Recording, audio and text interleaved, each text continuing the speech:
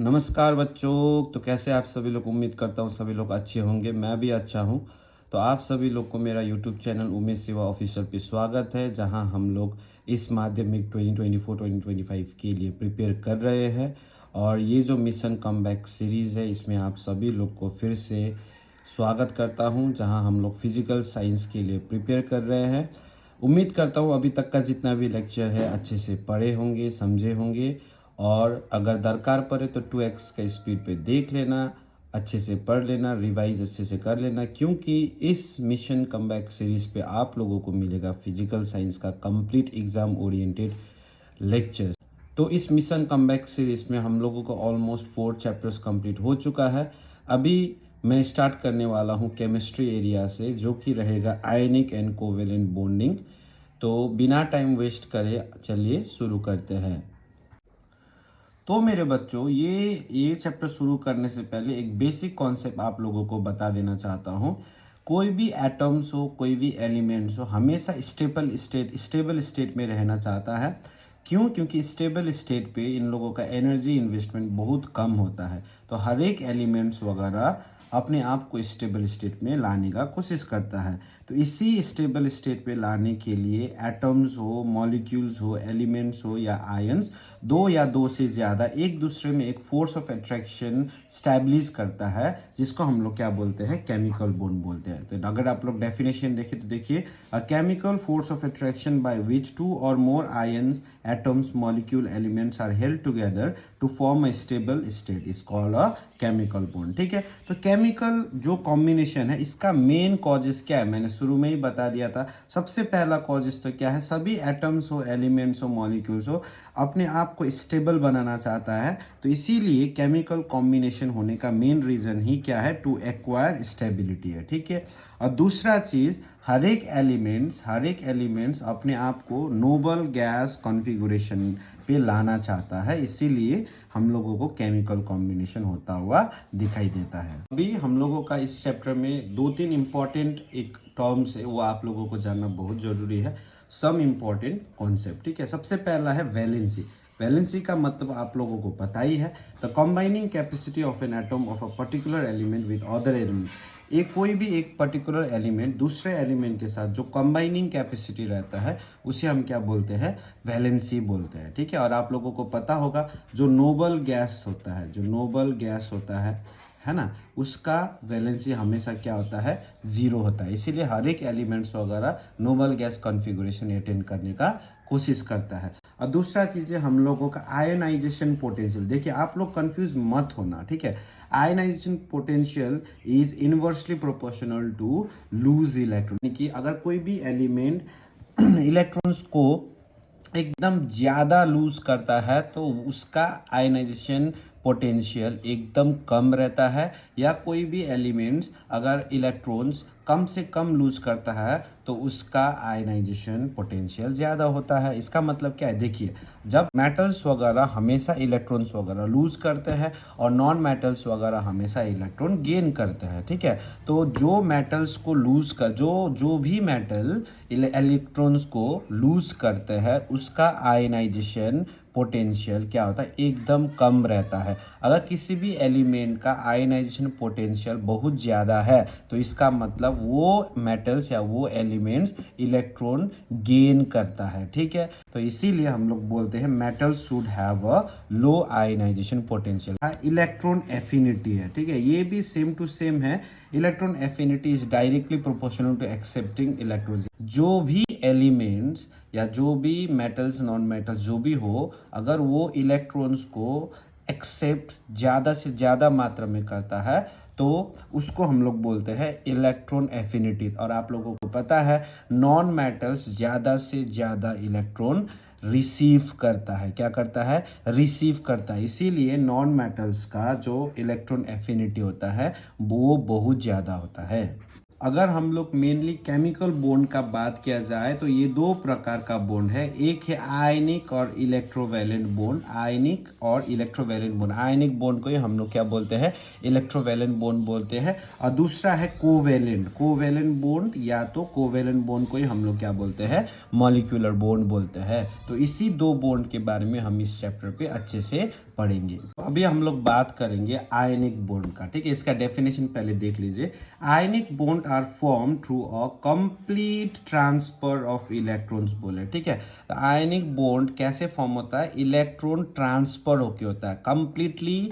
एक एलिमेंट या एक एटम से दूसरा एटम में इलेक्ट्रॉन क्या होता है, कंप्लीटली ट्रांसफर होता है फ्रॉम आउटर मोस्ट सेल। कहाँ से, आउटर मोस्ट सेल से। सबसे इंपॉर्टेंट पॉइंट ये याद करना है, बिटवीन मेटल्स एंड और नॉन मेटल, यानी कि इलेक्ट्रॉन का ट्रांसफर एक एटम से दूसरा एटम आउटर मोस्ट सेल से कंप्लीटली होते हैं। किन किन के बीच में, मेटल्स एंड नॉन मेटल्स के बीच में। अगर एग्जांपल हम लोग देखें तो सोडियम क्लोराइड है ना, मैग्नीशियम क्लोराइड है और कैल्शियम ऑक्साइड का, ठीक है। अगर सोडियम क्लोराइड का अगर बात करें तो सोडियम का आउटर मोस्ट सेल पे हम लोगों का कितना रहता है, 1 इलेक्ट्रॉन रहता है, राइट। और हम लोगों का क्लोरीन का आउटर मोस्ट सेल में कितना रहता है, हम लोगों का आउटर मोस्ट सेल में क्लोरीन का रहेगा 7 इलेक्ट्रॉन रहता है। तो ये जो है सोडियम कंप्लीटली एक इलेक्ट्रॉन लूज कर देता है, जिसके वजह से सोडियम बन जाता है Na+। और ये जो क्लोरीन है एक इलेक्ट्रॉन रिसीव करने के बाद ये बन जाता है Cl-, और यही दो का कॉम्बिनेशन होके क्या बनता है, Na+Cl-। क्यों, क्योंकि cation and anion attract each other, यानी कि positive charge and negative charge attract each other, ठीक है। और बाकी का एग्जाम्पल में भी सेम प्रोसीडियर आप लोगों को देखने को मिलेगा। अभी सेकेंड वाला देखिए, सेकेंड क्या है, कोवेलेंट बॉन्ड है। Covalent bond very important. Covalent bond are form through a mutual sharing of one और मोर इलेक्ट्रॉन पेयर्स, यानी कि कोवेलेंट बॉन्ड देखिए, आयनिक बॉन्ड तो बना कंप्लीट ट्रांसफर ऑफ इलेक्ट्रॉन से, लेकिन कोवेलेंट बॉन्ड बनेगा म्यूचुअल शेयरिंग ऑफ इलेक्ट्रॉन से, ठीक है। वन या तो मोर देन वन इलेक्ट्रॉन क्या होंगे, शेयर होंगे। ध्यान रखना, बिटवीन किन किन के बीच में, 2 और मोर नॉन मेटल्स बोला है। क्या बोला है, 2 और मोर नॉन मेटल्स। इधर क्या था, आयनिक बॉन्ड में between metals and non metals था, लेकिन कोवेलेंट बॉन्ड में क्या है, बिटवीन 2 और मोर नॉन मेटल्स है। ये आप लोगों को याद करना है। अगर एग्जाम्पल के तौर पे देखिए तो हाइड्रोजन है, ऑक्सीजन है, नाइट्रोजन है ना। अगर मैं हाइड्रोजन का बात करूं तो आउटर मोस्ट सेल पे एक इलेक्ट्रॉन है, और दूसरा हाइड्रोजन के आउटर मोस्ट सेल पे एक इलेक्ट्रॉन है। तो ये हाइड्रोजन इसका एक इलेक्ट्रॉन ले लेगा, शेयर करेगा, और ये वाला हाइड्रोजन एक ले लेगा, ऐसे करके तो सिंगल बॉन्ड फॉर्म करेगा। इसीलिए ये बन जाएगा क्या, H, सिंगल बॉन्ड H बन जाएगा, ठीक है। इसी तरीके से हम लोगों का ऑक्सीजन और नाइट्रोजन का भी रहता है। तो मेरे बच्चों, one of the most important points हम लोगों का आता है प्रॉपर्टीज, ठीक है। आप लोगों को आयनिक कंपाउंड का भी प्रॉपर्टीज अच्छे से पढ़ना है और कोवेलेंट कंपाउंड का भी अच्छे से पढ़ना है। और ध्यान रहे, अगर आप लोग एक का, किसी भी एक का अच्छे से पढ़ेंगे तो दूसरा ऑटोमेटिकली याद हो जाएगा, ठीक है। तो सबसे पहले देखिए, अगर प्रॉपर्टीज ऑफ आयनिक कंपाउंड का बात करें, जो भी आयनिक कंपाउंड में जो भी आयंस होते हैं, कैटायन एंड एनायन का, इन दोनों के बीच में जो भी फोर्स ऑफ अट्रैक्शन होता है वो होता है स्ट्रॉन्ग इलेक्ट्रोस्टैटिक फोर्स। कैसा फोर्स है, इलेक्ट्रोस्टैटिक फोर्स। क्यों इलेक्ट्रोस्टैटिक, क्योंकि ये जो बनता है ये चार्ज से होता है। कैटायन एंड एनायन एक चार्ज है, और किसी भी दो चार्ज के बीच में जो भी फोर्स होते हैं उसे हम क्या बोलते हैं, इलेक्ट्रोस्टैटिक फोर्स बोलते हैं। यानी कि आयनिक कंपाउंड में जो भी फोर्स ऑफ अट्रैक्शन होता है, जो भी फोर्स लगता है, वो स्ट्रॉन्ग इलेक्ट्रोस्टैटिक फोर्स होते हैं, ठीक है। अगर हम लोग आयनिक कंपाउंड का फिजिकल स्टेट का बात करें तो ionic compound are very hard and brittle होता है, ठीक है। क्योंकि इलेक्ट्रोस्टैटिक फोर्स ऑफ अट्रैक्शन होने के कारण ये बहुत हार्ड होते हैं और ब्रिटल होते हैं। अगर हम लोग पार्टिकल्स का बात करेंगे, आयनिक कंपाउंड में कैसा पार्टिकल्स हम लोगों को देखने को मिलेगा, चार्ज पार्टिकल देखने को मिलेगा। कैसा पार्टिकल, चार्ज पार्टिकल, जो कि क्या है, कैटायन एंड एनायन है। और अगर चौथा वाला पॉइंट देखें तो देखिए, हाई एकदम strong electrostatic force of attraction होने के कारण इसका melting point and boiling point भी एकदम हाई होता है। और अगर ये क्या गुड कंडक्टर ऑफ इलेक्ट्रिसिटी है कि नहीं है, आप लोगों को ध्यान देना है। आयनिक कंपाउंड अगर सॉलिड स्टेट में होता है, अगर आयनिक कंपाउंड सॉलिड स्टेट में रहेंगे तो ये गुड कंडक्टर नहीं है। क्यों? क्योंकि आयंस एक दूसरे में क्या रहते हैं, अट्रैक्टेड रहते हैं। और हम लोगों को पता है इलेक्ट्रिसिटी ट्रांसफ़र होने के लिए फ्री इलेक्ट्रॉन चाहिए, ठीक है। तो आयनिक कंपाउंड को जब भी हम लोग एक्वस सोल्यूशन या एक्वस स्टेट में कन्वर्ट करेंगे, उस दौरान हम लोगों का आयनिक जो भी कंपाउंड्स है वो गुड कंडक्टर ऑफ इलेक्ट्रिसिटी बनेगा। ये बहुत इंपॉर्टेंट पॉइंट है, आप लोगों को अच्छे से याद करना है। और नेक्स्ट पॉइंट है, जो भी आयनिक कंपाउंड है वो वाटर के साथ क्या होगा, सॉल्यूबल होगा। Ionic compound are soluble, highly soluble in water, ठीक है। और आप लोगों को बता दूं, जो भी ऑर्गेनिक सॉल्वेंट होता है जैसे कि अल्कोहल है ना, एसीटोन, बेंजीन, ताओलिन, टेट्राक्लोराइड, ये जितना भी है CS2, ये जितना भी है ये ऑर्गेनिक कंपाउंड है या तो ऑर्गेनिक सॉल्वेंट है जिसके साथ आयनिक कंपाउंड मिक्स नहीं होते हैं, ठीक है। अभी ये जो नोट वाला पॉइंट है ये आप लोगों को अच्छे से पढ़ना है। देखिए, water molecules have a property to lessen the force between two charges and this is known as dielectric property। देखिए, पानी के पास यानी कि वाटर के पास एक स्पेशल टाइप ऑफ प्रॉपर्टी रहता है जिस प्रॉपर्टी को हम लोग क्या बोलते हैं, डाई प्रॉपर्टी बोलते हैं। और ये डाई इलेक्ट्रिक प्रॉपर्टी होता क्या है, किसी भी दो चार्ज के बीच का जो भी फोर्स ऑफ अट्रैक्शन है ना, उसको तोड़ने के लिए या तो उसको तोड़ने वाला जो भी प्रॉपर्टी रहता है उसे हम क्या बोलते हैं, डाई इलेक्ट्रिक प्रॉपर्टी। यानी फिर से बोल रहा हूँ, किसी भी दो चार्ज के बीच का जो भी फोर्स ऑफ अट्रैक्शन रहता है, उस फोर्स ऑफ अट्रैक्शन को तोड़ने के लिए जो भी प्रॉपर्टी होते हैं, जिस प्रॉपर्टी होता है उसे हम लोग क्या बोलते हैं, डाई इलेक्ट्रिक प्रॉपर्टी बोलते हैं। और वाटर का काफ़ी अच्छा डाई इलेक्ट्रिक प्रॉपर्टी रहता है जितना भी हो। वाटर लेकिन एक्सेप्शन भी है, वाटर जो भी है CaF2 या Ba3PO4 का जो है, इन दोनों का डाइलेक्ट्रिक प्रॉपर्टी अच्छा खासा होने के कारण भी इन दोनों का जो भी चार्ज का बॉन्ड है उसको वाटर तोड़ नहीं सकता है। तो कभी आप लोगों को एक्सेप्शन भी पूछा जाता है, तो एक्सेप्शन में आप लोगों को लिखना है CaF2 और Ba3PO4 ये जो भी है ना, ये जो भी है इसका चार्जेस का जो भी फोर्स ऑफ अट्रैक्शन है उसको वाटर तोड़ नहीं सकता है। हम लोगों का नोबल गैस का डिस्कवरी के पीछे का साइंस, ठीक है। अगर आप लोगों को बता दूं, जो नोबल गैस है वो डिस्कवर किया था हम लोगों का लॉर्ड रेलिन एंड विलियम रामसे ने डिस्कवर किया था, ठीक है। और आप लोगों को बता दो 1916 पे कोजेल एंड जीएन लिविस ने क्या ऑब्जर्व किया था, जो भी नोबल गैस है वो नोबल गैस तो हमेशा स्टेबल रहता है, उसकी स्टेबिलिटी का पीछे का राज ये था, उसका जो भी वैलेंस इलेक्ट्रॉन था, वैलेंस इलेक्ट्रॉन यानी आउटर मोस्ट जो भी वैलेंस सेल था उस पे, आउटर मोस्ट सेल पे हमेशा 8 इलेक्ट्रॉन रहते थे। कितना इलेक्ट्रॉन रहते थे? 8 इलेक्ट्रॉन रहते थे हीलियम को छोड़ के, क्योंकि हीलियम का आउटर मोस्ट सेल पे कितना इलेक्ट्रॉन रहता था? 2 इलेक्ट्रॉन रहता था, ठीक है। फिर से बता दे रहा हूँ, 1916 में कोजेल एंड जीएन लिविस ने ऑब्जर्व किया कि नोबल गैस अपने आप को स्टेबल रखने के पीछे का मेन रीज़न ये है, नोबल गैस का आउटर मोस्ट सेल पे हमेशा 8 इलेक्ट्रॉन होते हैं और हीलियम का हमेशा 2 होता है। और इसी को देखते हुए उन लोगों ने एक थ्योरी बनाया, थ्योरी प्रपोज किया, जिस थ्योरी का नाम है इलेक्ट्रॉनिक थ्योरी ऑफ वैलेंसी है, ठीक है। और इसी इलेक्ट्रॉनिक थ्योरी ऑफ वैलेंसी के तहत हम लोग ये जानते हैं, कोई भी एटम्स, कोई भी एलिमेंट्स अपने आप को स्टेबल बनाने के लिए 2 रूल फॉलो करते। एक है ऑक्टेट रूल और दूसरा है डुप्लेट रूल। और आप लोगों को नाम से ही पता चल गया होगा, ऑक्टेव मतलब 8 है ना, ऑक्टेव मतलब 8 और डुप्लेट या तो डबल मतलब 2, क्या है ये? 2।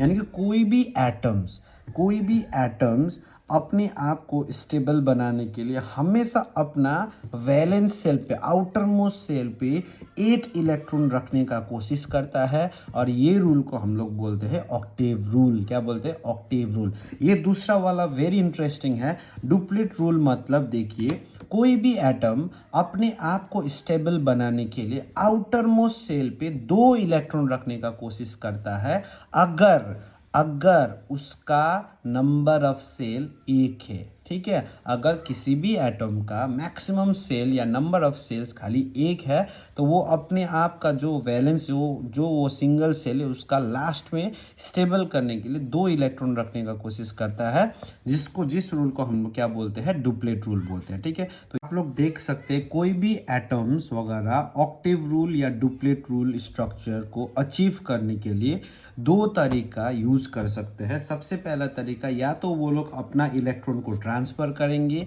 या तो वो लोग म्यूचुअल शेयरिंग करेंगे। ठीक है, अगर वो लोग इलेक्ट्रॉन ट्रांसफर करके डुप्लेट या ऑक्टेव रूल फॉलो करते या अचीव करते हैं तो उस दौरान जो भी प्रोसेस होते हैं, जो भी बॉन्डिंग बनते हैं, उसे हम लोग क्या बोलते हैं, आयनिक बॉन्डिंग बोलते हैं। अगर कोई भी एटम डुप्लेट या ऑक्टेव स्ट्रक्चर अचीव करता है म्यूचुअल शेयरिंग ऑफ इलेक्ट्रॉन के कारण, तो उस दौरान जो भी बॉन्डिंग बनते हैं उसे हम लोग क्या बोलते हैं, कोवेलेंट बॉन्ड बोलते हैं। ये जो है बहुत इंपॉर्टेंट नोट्स है जो आप लोगों को एकदम बार बार पढ़ना है ना। वैसे तो ये कॉन्सेप्चुअल है लेकिन फिर भी आपको याद करना है। सबसे पहला पॉइंट देखिए, sodium magnesium aluminium try to acquire electronic configuration like their nearest inert gas neon, यानी कि सोडियम मैग्नीशियम और एल्यूमिनियम हमेशा नियन का जैसा इलेक्ट्रॉनिक कॉन्फ़िगरेशन अचीव करने का कोशिश करता है। अगर एग्जांपल के तौर पे मैं सोडियम का बात लूँ, सोडियम का जो इलेक्ट्रॉनिक कॉन्फ़िगरेशन होता है 281, इसका मतलब क्या, अगर ये सोडियम है तो इसका फर्स्ट सेल में 2 इलेक्ट्रॉन रहेंगे और सेकेंड सेल पे 8 इलेक्ट्रॉन रहेंगे, है ना, 8 इलेक्ट्रॉन रहेंगे ऐसे करके, और लास्ट सेल में कितना रहेंगे, 1 इलेक्ट्रॉन रहेंगे, 281 राइट। तो ये जो है, ये जो हमने डुप्लेट रूल में या ऑक्टेव रूल में क्या पढ़ा था, ऑक्टेव रूल के हिसाब से एटम्स जो भी है अपने आप को स्टेबल करने के लिए सबसे लास्ट वाला सेल पे 8 जन रखने का कोशिश करता है, लेकिन यहाँ तो 1 जन हो गया है। अब ये 7 जन तो नहीं ला सकता क्योंकि very large amount of energy लगेगा। इसके बदले में ये एक इलेक्ट्रॉन क्या कर देगा, लूज कर देगा, और ये लूज करने के बाद क्या हो जाएगा, एन इधर प्लस होके इधर 2 जन और पीछे क्या बन जाएगा, 8 जन बन जाएगा ऐसे करके, है ना।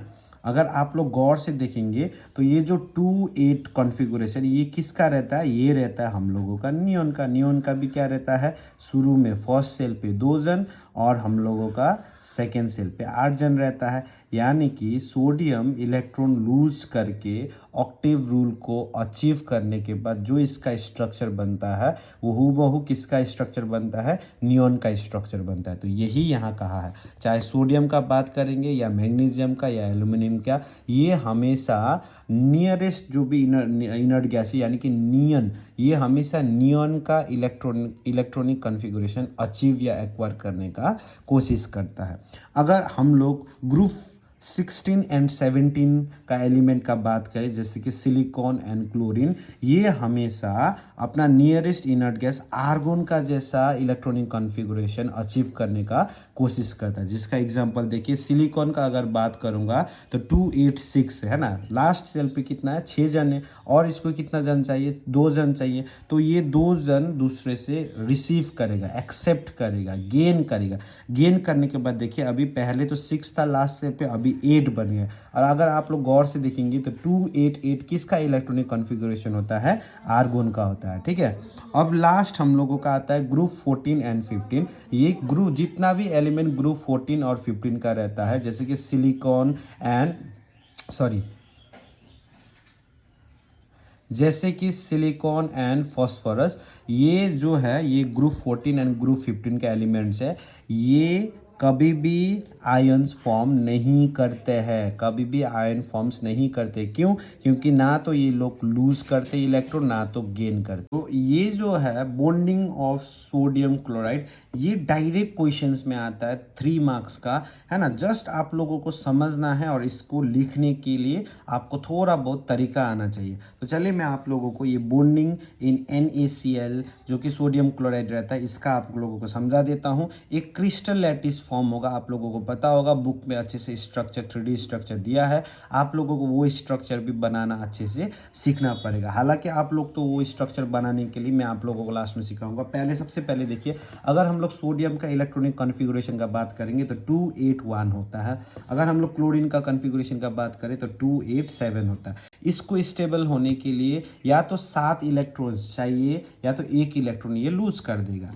अगर क्लोरीन को स्टेबल होना है तो या तो एक इलेक्ट्रॉन इसको चाहिए या तो सातों का सातों इलेक्ट्रॉन इसको लूज करना पड़ेगा। तो सबसे पहले देखिए, नीदर सोडियम और chlorine have stable electronic configuration, दोनों का दोनों स्टेबल कॉन्फ़िगरेशन पे नहीं है। ना तो सोडियम स्टेबल है ना तो क्लोरीन स्टेबल है, ठीक है। ये दोनों का दोनों अपने आप को स्टेबल बनाना है। अगर हम लोग सोडियम का बात करेंगे, अगर अपने आप को स्टेबल बनाना है सोडियम को, तो या तो इसको एक इलेक्ट्रॉन लूज करना पड़ेगा या तो 7 इलेक्ट्रॉन दूसरे से गेन करना पड़ेगा, ठीक है। क्लोरीन का भी बात करूं तो ये भी स्टेबल नहीं है। अगर इसको अपने आप को स्टेबल बनाना है तो या तो सातों का सातों आउटरमोस्ट इलेक्ट्रॉन इसको लूज करना पड़ेगा या तो एक इलेक्ट्रॉन गेन करना पड़ेगा।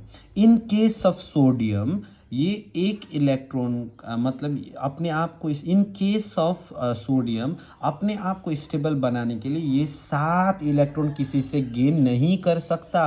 क्यों? क्योंकि 7 इलेक्ट्रॉन गेन करने के लिए बहुत अमाउंट ऑफ यानी कि लार्ज अमाउंट ऑफ एनर्जी चाहिए। इसके बदले में ये एक इलेक्ट्रॉन लूज करने में बेहतर मानेगा, क्योंकि एक इलेक्ट्रॉन लूज करने में बहुत कम एनर्जी लगता है। इसीलिए सोडियम एक इलेक्ट्रॉन क्या कर देता है, लूज कर देता है और अपने आप में प्लस यानी कि Na+ आयंस अपने आप को बनाता है, ठीक है। अगर हम लोग क्लोरीन का बात करें तो ये सातों का सातों इलेक्ट्रॉन लूज नहीं कर सकता है, क्योंकि 7 इलेक्ट्रॉन लूज करने में बहुत एनर्जी लगता है। इसके बदले में ये एक इलेक्ट्रॉन गेन करेगा, क्योंकि गेन करने में कम एनर्जी लगता है।